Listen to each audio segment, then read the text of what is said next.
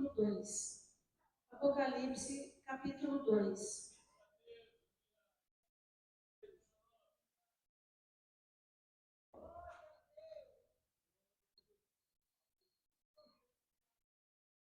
O verso 12 diz assim: E ao anjo da igreja que está em Pérgamo, escreve: Isso diz aquele que tem a espada aguda de 2 fios. Eu sei as tuas obras, e onde habitas, e que é onde está o trono de Satanás. E retens o meu nome, e não negaste a minha fé. Ainda nos dias de Antipas, minha fiel testemunha, a qual foi morto entre vós, onde Satanás habita. Mas umas poucas coisas tenho contra ti, porque tens lá os que seguem a doutrina de Balaão, o qual ensinava Balaque a lançar tropeços diante dos filhos de Israel, para que comessem dos sacrifícios da idolatria e se prostituíssem. Assim tens também os que seguem a doutrina dos nicolaítas, o que eu aborreço. Arrepende-te, pois.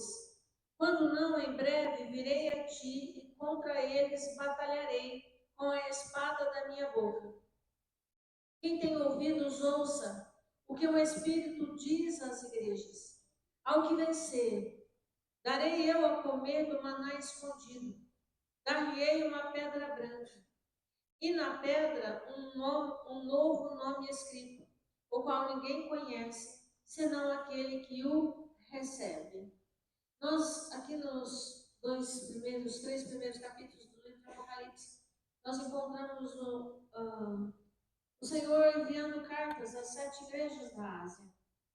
E eu hoje quis ler para vocês sobre a igreja de Pérgamo. O Senhor faz elogios à igreja de Pérgamo. Era uma igreja fiel, mesmo vivendo num lugar, estando em um lugar onde havia muita idolatria, os crentes da igreja de Pérgamo permaneciam fiéis. Mas, como a maioria das cartas que o Senhor enviou para as igrejas, tem sempre elogio, mas também tem sempre uma repreensão. E aqui ele vai dizer que, apesar de eles estarem sendo fiéis, ele tinha algumas coisas, ele vai dizer, porque tens lá os que seguem a doutrina de Balaão. E é sobre Balaão que eu quero falar. A doutrina de Balaão e essa história de Balaão nós vamos encontrar no livro de Números, capítulo 23, 24 e 25. E a maioria dos irmãos conhecem a história de Balaão. A Bíblia chama ele de um vidente, mas ele é um profeta. Na minha opinião, é um profeta desviado, né? E Balaque, o rei dos Moabitas, está vendo que Israel está chegando. E aí eles começam a temer o povo de Israel. E ele manda chamar Balaão para que Balaão amaldiçoe o povo de Israel, para que eles não vençam, eles possam vencer o povo de Israel, os Moabitas. E Balaque manda chamar Balaão para isso, e manda mensageiros, e manda dinheiro. E Balaão, no primeiro momento, ele fala que não. Aí ele fala assim: vocês fiquem aqui, que eu vou orar a Deus. Mas ele falou para os mensageiros ficarem lá. E ele foi orar e Deus falou para ele não ir.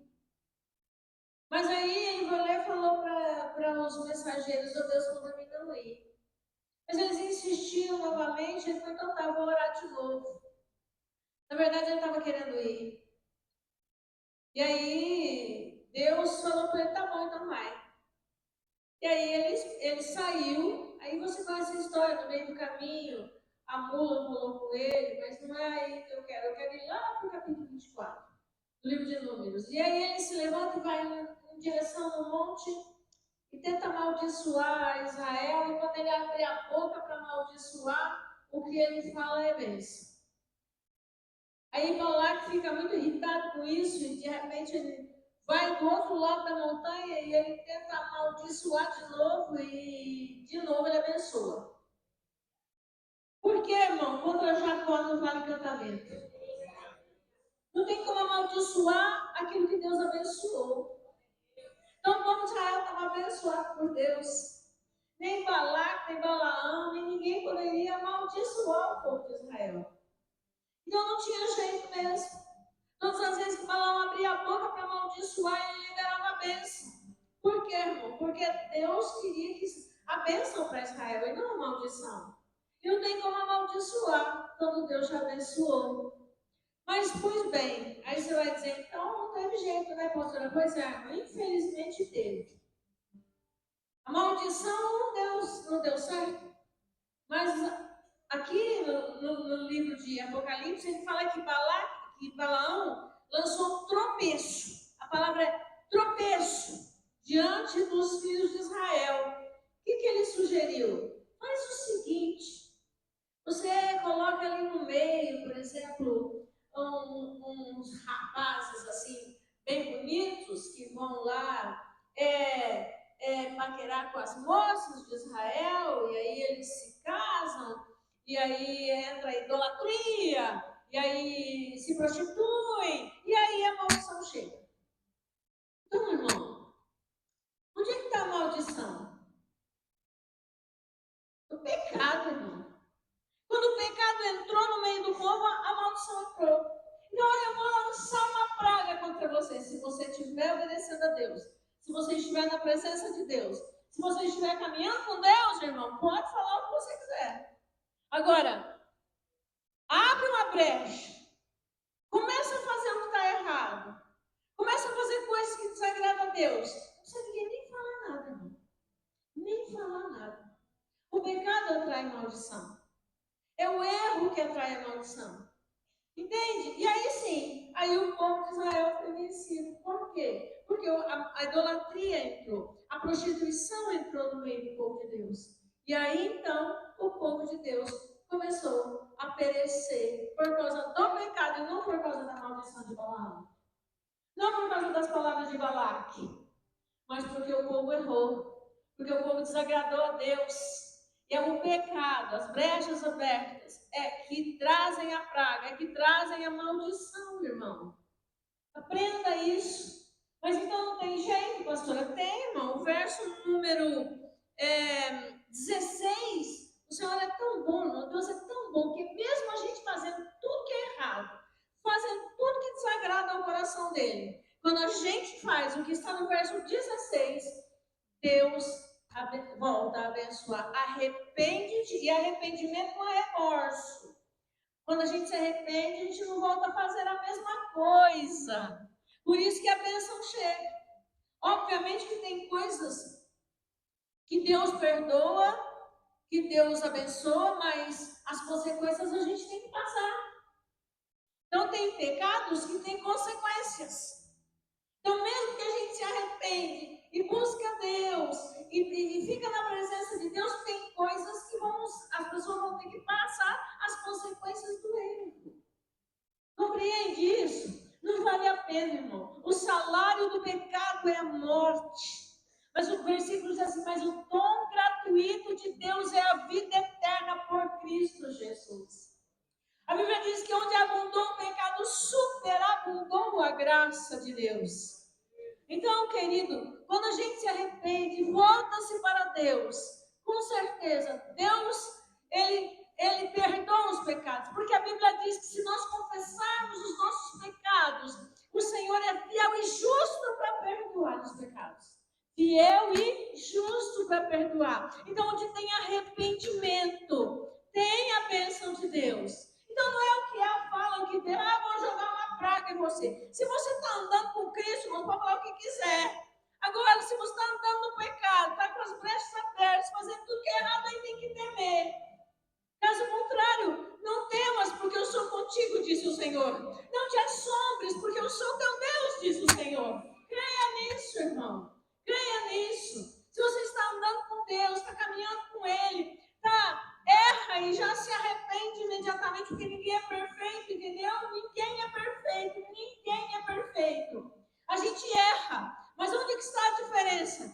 Tem pessoas que querem caminhar no erro, e tem outras pessoas que quando erra, se arrepende, se volta para Deus e Deus perdoa. Porque Deus é bom. É porque a porta da graça está aberta, mas um dia desse a porta da graça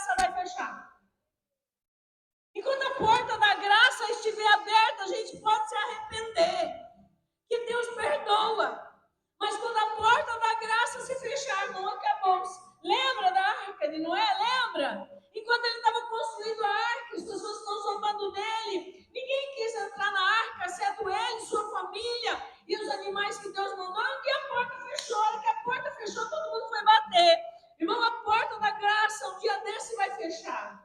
E aí não adianta bater mais. Mas hoje a porta da graça está aberta. E se eu confessar os meus pecados, o Senhor é fiel e justo para perdoar.